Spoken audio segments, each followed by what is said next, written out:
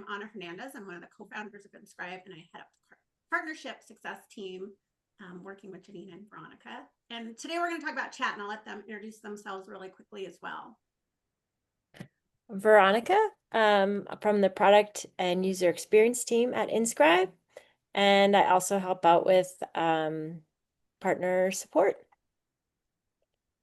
Janine Galligan, also part of the partnership engagement team, and I know a lot of you, and thank you for taking time on your Friday to come join us. Great. All right. So let me share my screen. Again, I know it's a fairly short amount of time, so we'll go through a few things rather quickly, and then we would just love to chat with people about chat. So, see, can everybody see what I'm sharing? Awesome. All right. So what we'll talk about, why we developed chat, some suggested use cases for it, some of the options around it, and then we'll jump into the tool, and Veronica will kind of show you chat if you haven't played with it yet. And then we want to talk about like who's using it, how you're using it, if you're not using it, what's holding you back, and kind of jump into some of those things. As I said, feel free to interrupt me. If you do know me, you know I have a very high word per minute count, so I can really get going if you don't jump in. And then Janine and Veronica will watch the chat. So if anybody has a question and wants to post it there, then they will interrupt me and we can ask those. You can ask those questions then. So we'll start with the why. We developed chat after talking with a lot of our partners around, there's a lot of times when either there is a conversation that is clearly happening in real time, or potentially somebody wants to, maybe they're wanting to troubleshoot something, or they want to start developing relationships with other folks in a different way in the community. So it really was there to bring a more synchronous feel to those conversations where it was necessary. And maybe the conversation wasn't something everybody in the community wanted to see. They're also just less formal. So thinking about ways that people want to communicate, there's something about a chat that just feels a little more casual. It's something that we do often, obviously, on other platforms in our non-school lives. So it felt like something they were maybe more comfortable using. It's also really a good way in very large communities to help make it feel like there are smaller areas that you can go. So we'll show some examples around this, but thinking about maybe using it for study groups, using it for clubs, using it for just the idea of sometimes when you're studying like late at night and you just want to know that somebody else is in there doing the same work, even if you're not really chatting, it kind of gives you space to connect with people in different ways. We also added, I think it was in the spring or maybe it was early summer, the option to do a private as well. So not just having sort of open chats that anyone can join, but if you wanted to create a smaller private or one-on-one conversation, you could do that as well. And then really thinking going into the future around building connections and building social capital. So it allows people to have those, to start to feel like they're really building relationships with their fellow students in ways that they might do in a face-to-face setting that could be harder to do in a virtual space.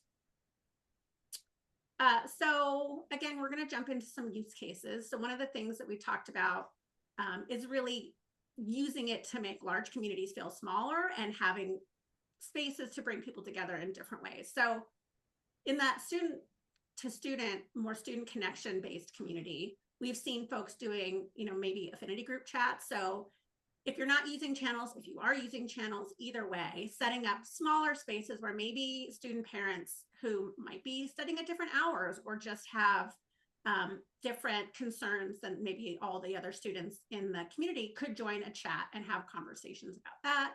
We've seen some career chats happening. So could be around a certain discipline or just generally like, not everybody is job seeking while they're in college, but some people are. Some people are like not there yet. But having a space for those that are to talk about like, how's it going? Here's what I tried. I had this interview. What did it look like? And have some like real-time conversations around it. And then also we saw a lot of folks reaching out in conversations saying, hey, I'm looking for a study group. I'm in this class. I would love to have somebody to study with, and being able to set up study and support groups that way. And some examples of use cases in those student to student communities. Let's see. One of the ones that we have really seen a lot of success with is around club-based communities. So we've launched a couple of club communities, and the way that those have been structured is either there's one big community and then there's channels for each club, and then within those channels they're setting up chats, which has really been neat, especially in really large spaces where you want your online students to also have that experience of joining a club while they're in college. Setting up either channel or a channel with a chat for those folks to have those opportunities to connect with each other has been really, really effective. So thinking about, if you're doing a book club, maybe there's a live book club chat at a certain time that you're scheduling, or maybe there's an author talk that you're sharing that then everybody is, maybe watching the author talk through a live session, but they're also having a chat on the side about it. So those club community chats have been really, really effective. And then really in the academic community, a lot of this has been around problem solving or small group work. So in the computer science realm, for example, like I'm having a hard time getting this tool set up on my computer. Maybe it's either easier to just hop in a chat and quickly like, did you try this? No. Okay, try this. That didn't work. Try this. So having that sort of troubleshooting ability in a chat gets it out of that main conversation space. And the people who are really working it can be together and work it. Or thinking about group work. So in the example on this slide, we have sort of a combination of general chats and then even a private chat where instructors might set up or other students might set up, like, this is my study group or this is my project group. We're going to have a chat and we're going to be together in this chat. And it's just for us because everybody, like maybe you've got 10 groups in your class and you want to give them each a private chat space. Now, as I've been talking through all these, just as a side note, if you're using the moderation tools with flagging and using Rosie, chat has all those same tools. So you can see the example over here. There's a flag. If something happens in any of those spaces, private or otherwise, you'll still get notified. So even if you're not a member of a chat, you'll still get a flag notification if something is going in there that shouldn't be. So it's not like the Wild West where they're having a chat in a totally separate tool. Questions so far? There are not any questions so far in the chat, but people can come off mute and ask. I know when we had talked about the chat feature for our community, right now the ability to create private chats that's set at the community admin level, is that still the case? That's still something that we'd have to opt or toggle in, like the students or the individuals in the community would not be able to do. Is that correct? Yes, and we will definitely look at the settings because there are a ton of them, not a ton, but there's like a lot of permutations you could do, but absolutely. So like, definitely you can set it up so that you allow private chats, like in this example where maybe and we've definitely seen this a lot where folks are trying chat, but maybe private chat gets a little like, I don't know, I'm not sure how I feel about this in my school yet. But you can still have private chats. Like in this case, maybe this Group A Small Business Analytics project was created by the instructor. So what they can do is you can check the box that says only instructors can create chats, but still allow private chat. So then you can go in and say, I'm going to create a group and I'm going to invite these 10 people to it. And then you can even leave that private chat and let it run on its own. But you can set it up and then invite whoever you need to into that chat. And then they can't create more private chats, but they can use the ones that you set up. Similar to what you can do with creating just regular open chats, you can do the same thing with private chats. And then really, yeah, absolutely. And we just, as I said, we just added private conversations. I think as the tool evolves, and we'll do a session in the next, I don't know, month or two around what we're building around connecting folks. We're really thinking in the future, like if I'm connecting with Veronica or anybody else, maybe I want to have a conversation with her. It allows me to, like, maybe we met in a larger group conversation about student parents. And then we discovered that we both live in the Denver metro area.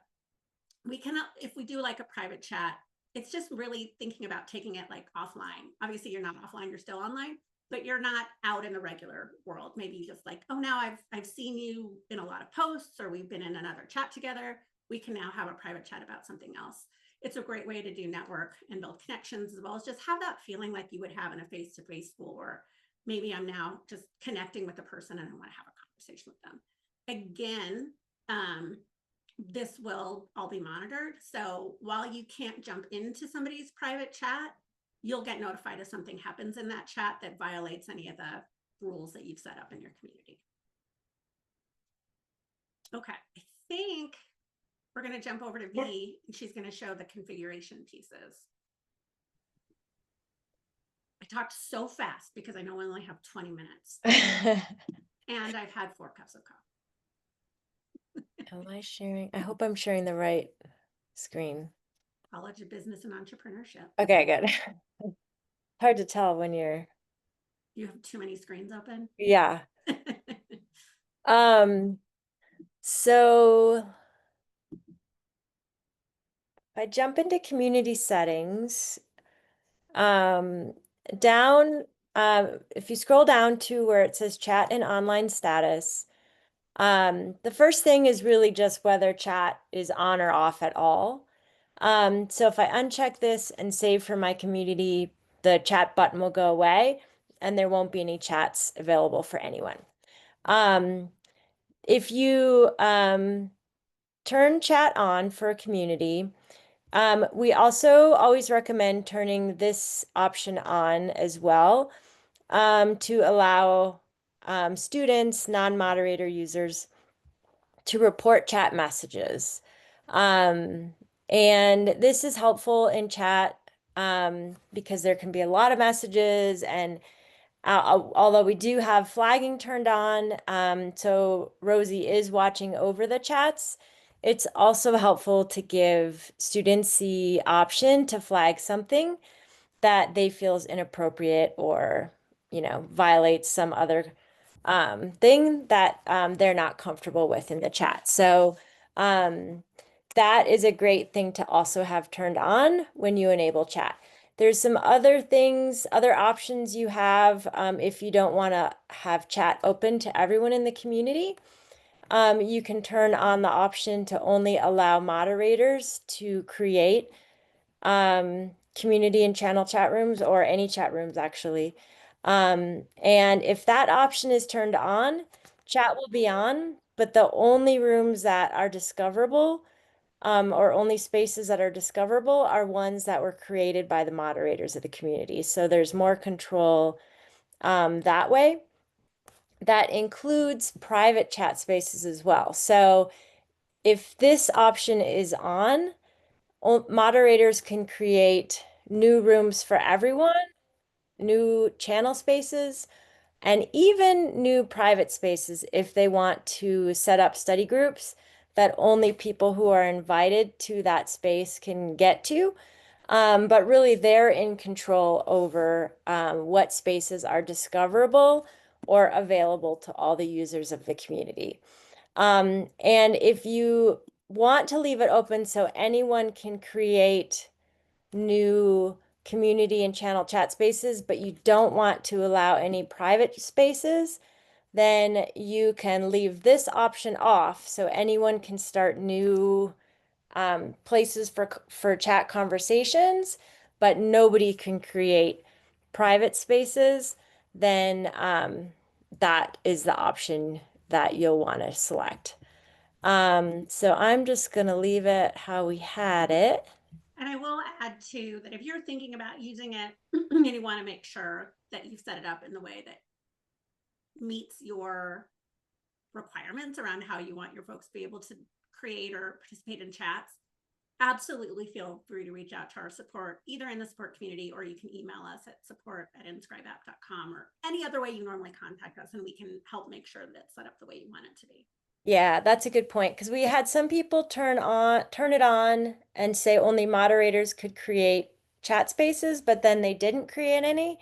So that was not a sort of a dead end for people, because they would see the button, there was nothing to discover, and they didn't have the ability to create them. So if it's in that case, it's really just better to keep it off, so it doesn't seem to people like they could chat. So depending on the settings, there'll be different options when you go in. The tab that's selected, these are the chats that I've joined. And you can see, I don't have any community-wide chats in here that I've joined. But the ones with this icon here that's our channel icon. Those are channel specific chats. If you don't have channels turned on in your community, that's not an option that you'll see when you go to create a chat. So that one is sort of not available. And then, but if you do have channels turned on, you can create channel specific chats. And then this lock, this is a private chat. So in this case, it's a private chat between me and Calvin. And I actually haven't accepted the invitation to join this chat. You can see it still has this invite button here. So Calvin has invited me to a private chat. And so that's what that looks like when that happens. And if I go in here, I can either accept and join the chat with Calvin, or I can ignore the invitation. So even if someone invites you to a private chat, you're still in control of whether you join in or not. And we use the ignore invitation message because it's a little softer than just, rejecting someone who wants to private chat with you. So I'll close that. So the Discover is where you can find just things that are open to everyone. You can see the student parents chat here. This is a community-wide chat that I can go in and join, kind of the affinity group example. It doesn't have that channel thing, and also Animal Friends is the same. You can also go to just channel chats or community-wide chats if you want. I also have the option to start a chat from here. Again, this won't be available to everyone if they're not a moderator and you have that checkbox checked.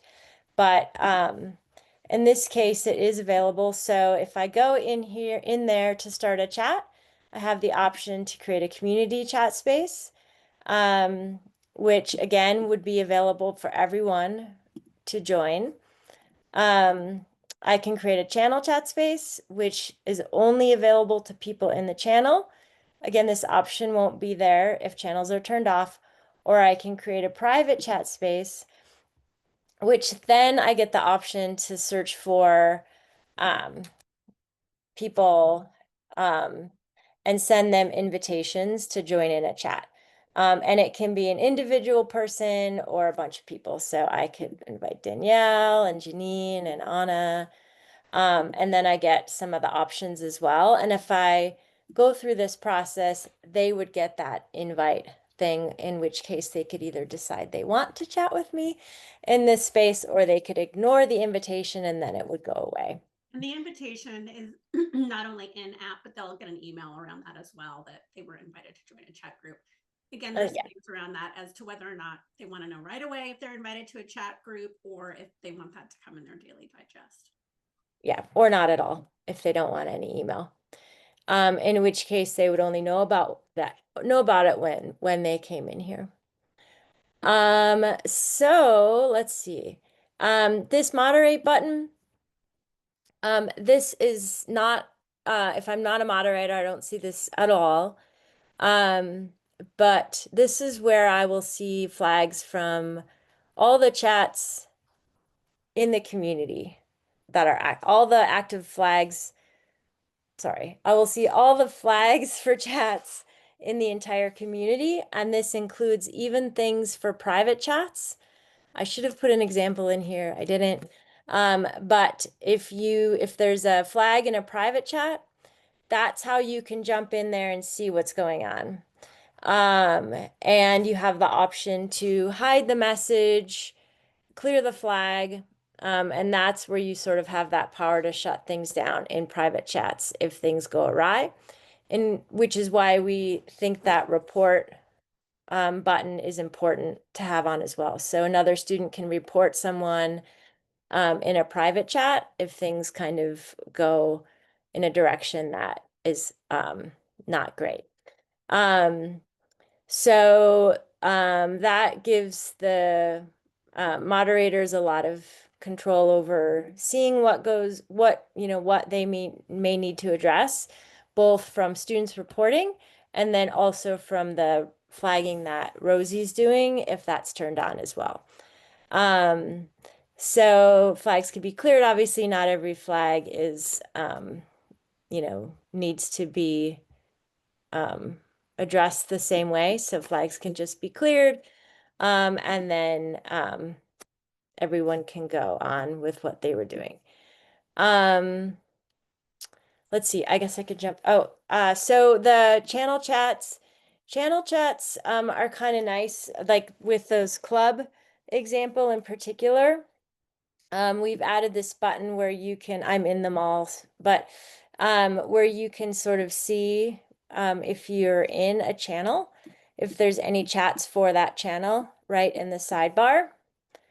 We'll be doing a few more of these in context buttons where you can like message someone, directly, obviously all through settings, but to help sort of promote the fact that there's another way to communicate with this person or with this group.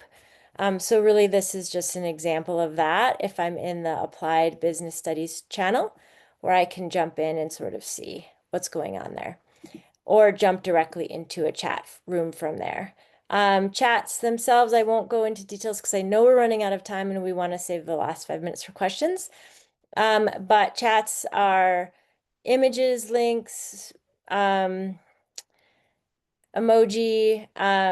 reactions, everything that you have, well, not everything, but within the normal conversations, but just in more of a informal way. So I will pause because we do know, do we want to talk about the concerns? Yeah. Yeah. So, okay. So, we know that people are worried about turning on chat, so we wanted to sort of take the last few minutes to kind of open it up for discussions to see if anyone had any questions about chat, or any concerns about turning it on, or any reasons why they would or wouldn't. Or if anyone, I know there are a few folks on here that are using it. Oh, So yeah. it'd be good to know how it's going for those of you that are using it. And also, Veronica, a question came in Yep. that have we considered adding a chat button on the right to main communities that don't use channels? Yeah, so we have, Shelley, that's a great question because one of the we have sort of to promote, different uses for chat, or if there's a really active chat going on, or really what we'd like to get to the point of is saying, we think this chat would be a great chat for you based on what we know about you and what we know about the chat, and sort of really bringing people together because of their similar interests and promoting specific chats for those interests. So I don't know if that made any sense, but that's where we would like to get. Do you have that? I will go look for it while. No. Okay. Yeah, I'll go. I know what you're talking about. Yeah, really what we'd love to get to is recommending chats, recommending groups, based on, we know you're interested in this thing and these people are talking about this thing. So we're gonna have Rosie recommend it to you in the sidebar. So the channels one was really just a good place to start because we know you're in this channel. These chats are specifically for people in this channel, so we're gonna add that there, but we do want to take it further. So that's a great question. And Brittany, you all are using it, right? You've had some folks chat. Yeah, we launched it, I think maybe a month ago. It's been pretty quiet. At the beginning, we started off restricting access on who could create the chat rooms, which I think was honestly to our detriment. We were worried about there being like a weird influx of chats. But I think in the end, because we weren't able to keep up and like have the swath of chats that they really wanted, students really haven't been actively looking for chats at this point. So I was attending this along with one of my colleagues to hopefully find some ways to try and encourage students to actually move into the chats a little more as the term goes on. Yeah, and I think to some extent, Is this one what of the you're reasons, looking for, Veronica, the recommending the chats? what's that? Is this what you were looking for the future state that I'm sharing? Oh, yeah. So it's in this case, it's recommending connecting with a person, but it illustrates a similar idea. That you have so this is sort of anyone who we've talked to about the connections work that we're doing. Chat is a good part of that where we're helping, we want Inscribe to be there to help the students meet people, make connections. And we would love to leverage the data that we know about the people with, really to bring people together and start to bridge some of those gaps. So that is an example of that. And chat could be a natural way for people to start making connections. And Brittany, real quick, just as a restart thought for your community that had chat and it didn't really take off because of the restrictions, I think it's a great opportunity, and we're happy to draft some language too to share. Like maybe there's a moderator post like, hey, we listened, you wanted more flexibility. It's here. You can now go in and start your own chat channels to sort of, it does two things. One, it like reminds them that it's there, and maybe they didn't realize they could create their own now. And then it's also like a great way to say, like, we're listening to what you wanted, and what you wanted was to be able to do this yourself. So now you can. So that sort of makes them not only know that the feature's there, but makes them feel like, oh, they actually care what we think and what we want. So that's a really good, I think, opportunity for you to do a couple of things and see if that kicks off. And it is interesting, right? Like we've also seen folks do it, relaunches around specific events. Fort Hayes does like an online homecoming, and they similarly had, it was kind of quiet. But then, like maybe they're going to try reminding people that it's there by saying, hey, we're going to watch the homecoming game. If you're watching the homecoming game, join this chat and we can have like a live chat about it while it's happening. So things like that, I think, are really useful ways to get folks using it as well. Because they may not, depending on the size of your community, you may not have like enough people in there at a time that a chat feels like you're not just chatting to the void versus, oh yeah, there's a thing happening that we're all caring about right now. Or I've met enough people now that I'm going to go say like, I'm going to go join, I'm going to start a chat around this. Come join my chat or whatever. Yeah, because it's not really just chatting for for the sake of chatting. Although chatting for the sake of sharing pictures of your pets is always, I think, a good thing to do. But